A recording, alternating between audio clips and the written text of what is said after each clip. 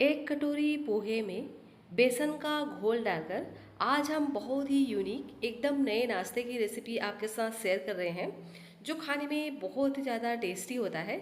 और एकदम आसान सा तरीका मैं आपके साथ शेयर करूंगी इस रेसिपी को बनाने की, जिससे आप बहुत ही आसानी से इस रेसिपी को बना सकेंगे और एकदम ही यूनिक टेस्ट में ये बन करके तैयार होता है।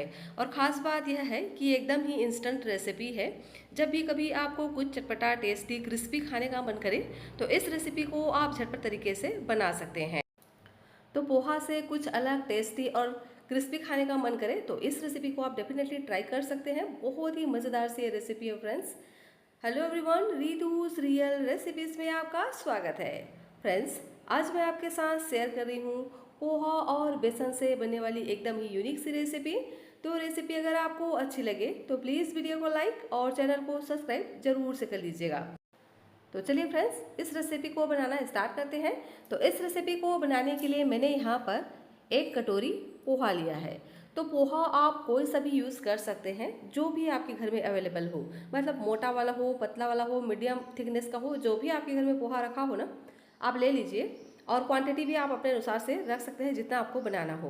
तो मैंने यहाँ पर एक कटोरी भर कर लिया है पोहा, और ये मीडियम थिकनेस का पोहा है, देख ही सकते हैं। तो सबसे पहले क्या करेंगे, पोहे को हम पहले अच्छे से छान लेंगे इस तरह से छलनी से। उसके बाद इसे हम एक ग्राइंडर में डाल करके बढ़िया से ग्राइंड कर लेंगे। तो लीजिए, मैंने इसको बढ़िया से ग्राइंड कर लिया है और देख सकते हैं पोहा किस तरह से पीस करके तैयार होता है। बिल्कुल सूजी जिस तरह से रहता है ना, उसी तरह से ये बन करके तैयार हो जाता है, एकदम दानेदार सा। एक एक दाना आप इसका देख सकते हैं अलग अलग इस तरह से नज़र आता है, बिल्कुल पाउडर जैसा ये नहीं बनता है। तो इसे हम निकाल लेंगे एक बड़े से मिक्सिंग बाउल में, और अभी हम इसको रख देते हैं साइड में। और यहाँ मैंने लिया है बेसन। तो लगभग मैंने यहाँ पर आधा कटोरी बेसन लिया है, मतलब एक कटोरी पोहे के लिए यहाँ पर हम इस्तेमाल करेंगे आधा कटोरी बेसन का। मतलब जितना हमने पोहा लिया है ना, उसका आधा हम लेंगे बेसन को, और इसमें हम थोड़ा सा पानी डाल करके इसका एक घोल तैयार करेंगे। तो इसका हमें एक गाढ़ा सा घोल बनाना है। तो सबसे पहले हम क्या करेंगे, थोड़ा सा पानी डाल करके इस तरह से पहले मिक्स कर लेंगे। एक साथ अगर हम पानी डाल देंगे ना तो बेसन में लम्स पड़ जाते हैं, तो इसीलिए इसमें हमें थोड़ा थोड़ा पानी डालते हुए इसका एक लम्स फ्री बैटर बना करके तैयार करेंगे। तो देखिए, अभी मैंने थोड़ा सा ही पानी ऐड किया है और इस तरह से गाढ़ा सा घोल बना करके तैयार कर लिया है। तो अब हम इसमें डाल देते हैं हल्दी का पाउडर। तो बस थोड़ा सा ही हम इसमें हल्दी का पाउडर डालेंगे, सिर्फ 2 चुटकी जितना। और इसमें हम थोड़ा सा पानी और ऐड करते हैं और इसको हम बढ़िया से मिक्स कर लेंगे। और इसी तरह से मिक्स करते हुए थोड़ा सा हम बेसन को फेंट लेते हैं, जिससे ये हल्का सा फ्लफी हो जाए और बिल्कुल भी इसमें लम्स वगैरह ना रहे, इस बात का ध्यान रखना है। तो देखिए, मैंने बहुत ही बढ़िया से इसको मिक्स कर लिया है और बिल्कुल लम्स फ्री बैटर हमारा बन करके तैयार हो गया है। और देख सकते हैं ना बैटर की कंसिस्टेंसी, इसी तरह से हमें इसे तैयार करना है। तो अभी हम इसको रख देते हैं साइड में। और यहाँ मैंने लिया है एक पैन पे हम 1 चम्मच डाल देते हैं ऑयल को, और ऑयल को हम पहले थोड़ा सा गर्म होने देंगे। उसके बाद इसमें हम डालेंगे जीरा, और जीरा को हम हल्का सा क्रिकल होने देंगे। उसके बाद इसमें हम डाल देते हैं प्याज। तो यहाँ मैंने एक मीडियम साइज़ के प्याज लिए हैं, जिसे एकदम ही बारीक बारीक मैंने इस तरह से कट कर लिया है। अब हम प्याज को इसमें डाल करके भूनेंगे। फ्रेंड्स, ये रेसिपी इतना इंस्टेंट है कि इसे आप कभी भी बना सकते हैं और सबको बहुत ज़्यादा पसंद आएगा। और इसमें एक आपको नया तरीका बताऊंगी इस रेसिपी को बनाने के, जिससे ना तो आपको इसको बेलना पड़ेगा और ना ही बहुत ज़्यादा आपको झंझट लगेगा, और बहुत ही आसान तरीके से इस रेसिपी को बना पाएंगे, जो खाने में बहुत ज़्यादा टेस्टी होता है, एकदम इंस्टेंट बन जाता है। तो क्या करेंगे, यहाँ मैंने प्याज को हल्का सा भून लिया है और अब हम इसमें स्वाद के अनुसार नमक ऐड करके ना इसको और अभी बढ़िया से मिक्स कर लेते हैं। और देख सकते हैं जो प्याज है वो हल्का सा ट्रांसलूसेंस हो गया है। तो अब हम इसमें डाल देते हैं हरी मिर्च।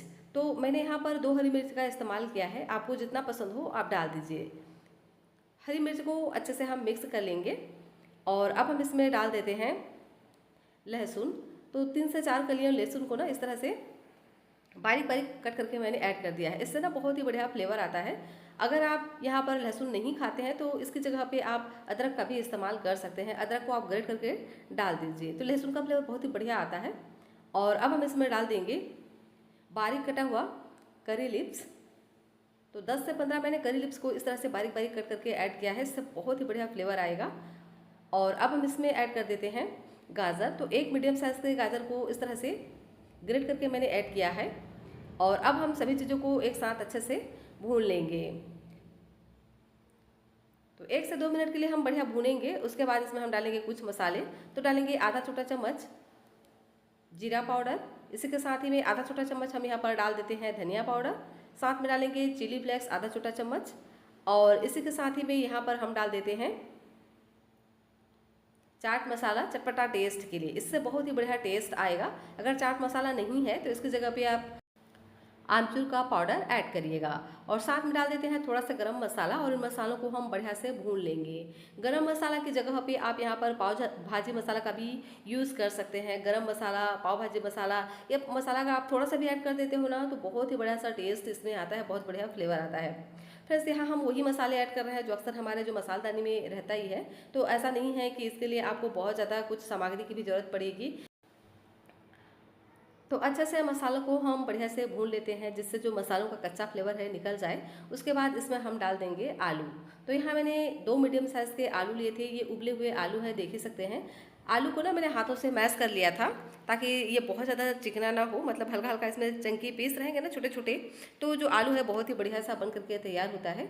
और अब हम सभी आलू को भी इन मसालों के साथ में भून लेते हैं, ताकि जो आलू है ना उसका टेस्ट बहुत ही बढ़िया आए। तो 1 से 2 मिनट के लिए हम इसी तरह से चलाते हुए भूनेंगे। और आपको इस तरह से मैश करते जाना है, ताकि अगर बहुत ज़्यादा बड़े टुकड़े हो ना तो वो टूट जाए।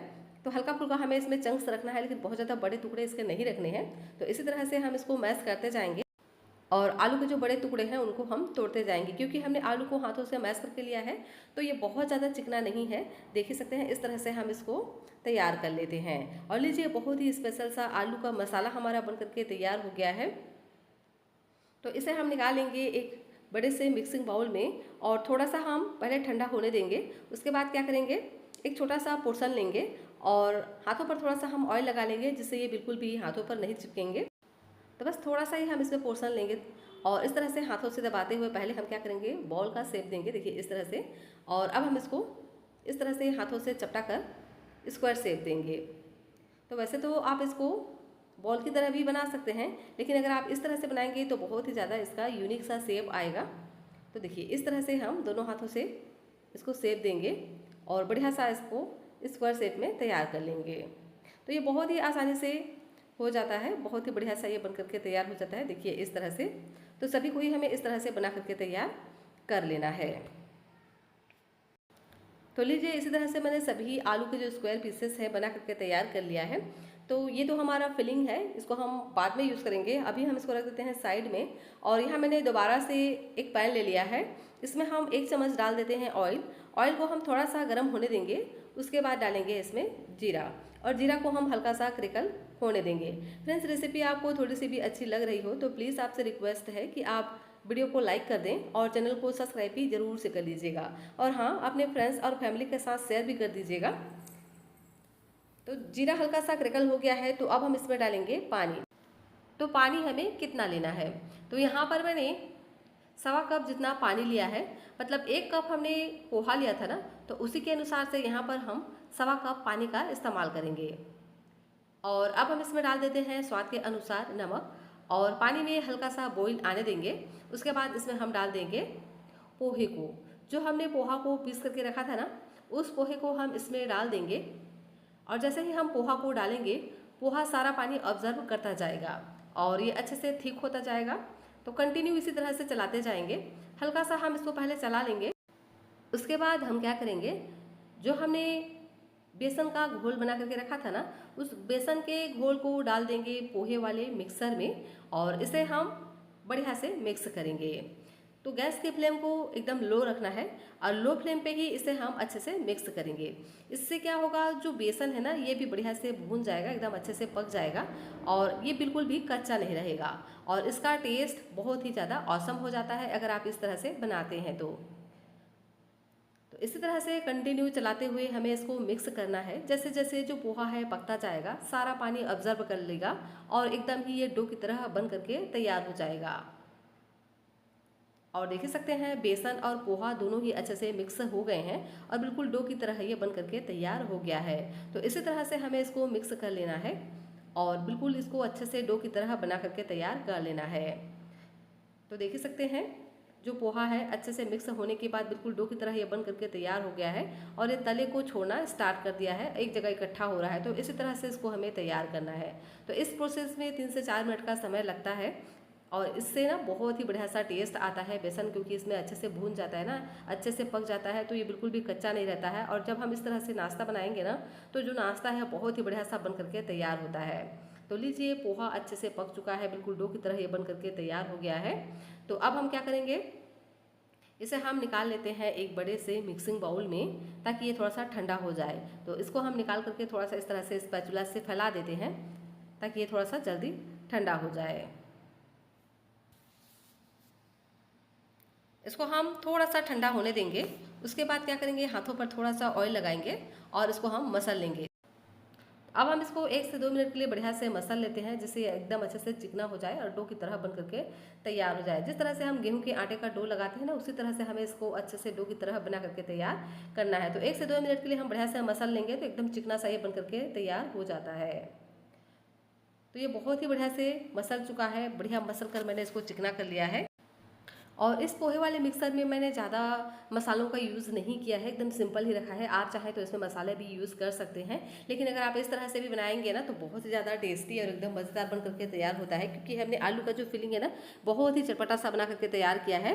तो देखिए क्या करेंगे, इसमें से एक पोर्शन लेंगे और थोड़ा सा बड़ा सा ही हम इसका पोर्शन लेंगे, मतलब नींबू से 2 गुना साइज़ का हम इसका पोर्शन लेंगे और इस तरह से क्या करेंगे, बोल बना करके तैयार कर लेंगे। तो इक्वल साइज़ का हम पहले बोल तैयार कर लेते हैं। तो सभी को इस तरह पहले हम बॉल के रूप में ही तैयार कर लेंगे, उसके बाद हम इसको शेप देंगे। इस तरह से बनाएंगे ना तो बहुत ही आसानी से ये बन करके तैयार हो जाएंगे।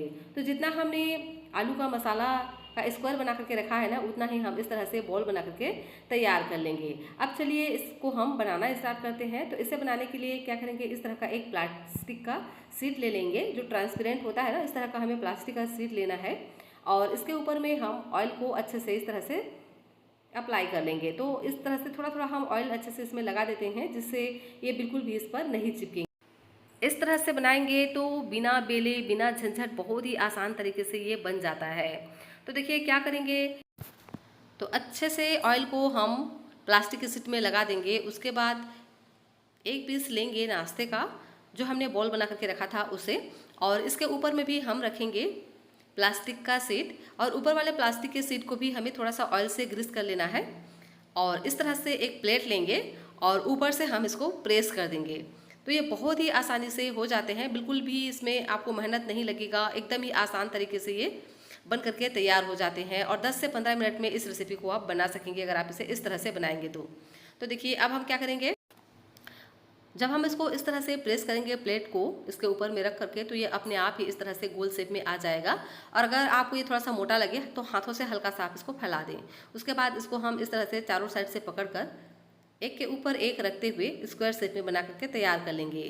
तो ये बहुत ही अच्छे से चिपक जाते हैं, हमें इसमें पानी वगैरह डालने की बिल्कुल भी ज़रूरत नहीं पड़ती है और बहुत ही बढ़िया से ये शेप में आ जाते हैं। तो इस तरह से हम स्क्वायर शेप में बना करके तैयार कर लेंगे और ये एकदम ही इजी तरीके से बन करके तैयार हो जाता है। तो चाहे तो आप इसे इस तरह से भी बना सकते हैं। तो और आपको मैं एक दूसरा तरीका दिखाऊंगी जिससे और भी आसानी से ये बन करके तैयार हो जाता है। तो इसके लिए हम सेम प्रोसेस करेंगे। पहले तो प्लास्टिक के शीट पर थोड़ा सा हम ऑयल लगाएंगे, उसके बाद ऊपर में रखेंगे इस तरह के जो हमने नाश्ते का बोल बना करके रखा है उसे, और अब हम इसको इस तरह से प्लेट से प्रेस कर लेंगे तो बढ़िया से ये गोल शेप में आ जाएगा। उसके बाद हम क्या करेंगे, इस तरह से प्लास्टिक के शीट को उठाते हुए हम इसको चारों साइड से फोल्ड करेंगे। तो ये तो और भी आसान लगा मुझे, इस तरह से बहुत ही आसानी से हो जाता है। देखिए इस तरह से चारों साइड से हम प्लास्टिक के शीट को पकड़कर एक दूसरे के ऊपर इसको चिपकाते जाएंगे ना, तो ये बहुत ही आसानी से बन जाता है। और इसी तरह से हम स्क्वायर पीस बना करके तैयार कर लेंगे। तो अच्छे से इसके जो जॉइंट है ना उसको हमें चिपकाना है, जिससे ये जो फ्राई करते वक्त ये बिल्कुल भी ना खुले, तो इस बात का ध्यान रखना है। और लीजिए इसी तरह से मैंने सभी स्क्वायर पीसेस को बना करके तैयार कर लिया है। देख ही सकते हैं ना, बहुत ही बढ़िया इसका लुक आता है। और इसका जो थिकनेस है ना, इस तरह से हमें इसको तैयार करना है कि ये बहुत ज़्यादा ना तो मोटा हो और ना बहुत ज़्यादा ये पतला हो। तो इसके जो जॉइंट है इसको बहुत ही बढ़िया से चिपका लेना है। और अब हम इसको फ्राई करेंगे। तो मैं इसे डीप फ्राई कर रही हूँ, आप चाहें तो इसको सेलो फ्राई कर सकते हैं या आप चाहें तो इसको सिर्फ 1 चम्मच ऑयल में भी सेक करके खा सकते हैं, क्योंकि हमने बेसन और पोहा को पहले ही पका लिया था, कुक कर लिया था। तो अब हम क्या करेंगे, इसको करेंगे फ्राई। तो इसे फ्राई करने के लिए मैंने ऑयल को बढ़िया से गर्म कर लिया है और हाई फ्लेम पे इसको हम बढ़िया से फ्राई करेंगे। तो पहले हम 2 मिनट हाई फ्लेम पे इसको एक साइड से पकने देंगे। उसके बाद इसके हम साइड को चेंज कर देते हैं और इसी तरह से अलटते पलटते हुए 2 से 3 मिनट तक हम बढ़िया से हाई फ्लेम पे इसको फ्राई करेंगे। उसके बाद हम इसके जो फ्लेम है उसको मीडियम कर देंगे और मीडियम आंच पर 3 से 4 मिनट के लिए बढ़िया से फ्राई करेंगे। तो टोटल मैंने इसको 4 से 5 मिनट के लिए फ्राई किया है और देख सकते हैं बहुत ही मज़ेदार सा नाश्ता हमारा बन करके तैयार हो गया है। एकदम ही क्रिस्पी बनता है और मज़ेदार होता है ये नाश्ता। तो पोहा बेसन की यह रेसिपी बहुत बहुत बहुत ज़्यादा टेस्टी होता है फ्रेंड्स। अगर आप एक ही तरह के नाश्ते से बोर हो गए हैं और चाहते हैं कोई चटपटा सा टेस्टी सा नाश्ता जो बिल्कुल डिफरेंट टेस्ट में बन करके तैयार हो, तो आप इस तरह से बना करके देखिएगा, ये आपको बहुत ही ज़्यादा पसंद आएगा। इसे बनाने के लिए आप एक बात का ध्यान रखिएगा कि जो डो हम बना करके तैयार करते हैं उसे बहुत ज़्यादा सॉफ्ट नहीं रखना है। अगर ये डो आपको थोड़ा सा सॉफ्ट लगे तो इसमें आप थोड़ा सा बाइंडिंग के लिए गेहूं का आटा वगैरह का यूज़ कर सकते हैं और इसका जो डो है थोड़ा सा हार्ड लगा करके तैयार करिएगा। और इस तरह से आप अगर बनाएंगे ना तो आपकी भी रेसिपी बहुत ही बढ़िया से बन करके तैयार होगी और बहुत ही इसका मज़ेदार सा टेस्ट होता है। और क्रिस्पीपन तो आप इसका सुन ही सकते हैं कि ये कितना क्रिस्पी बन करके तैयार होता है और खाने में भी उतना ही ज़्यादा टेस्टी होता है। तो जरूर से इस रेसिपी को ट्राई कर देखना। रेसिपी अगर आपको पसंद आई हो तो प्लीज़ वीडियो को लाइक और चैनल को सब्सक्राइब जरूर से कर लीजिएगा।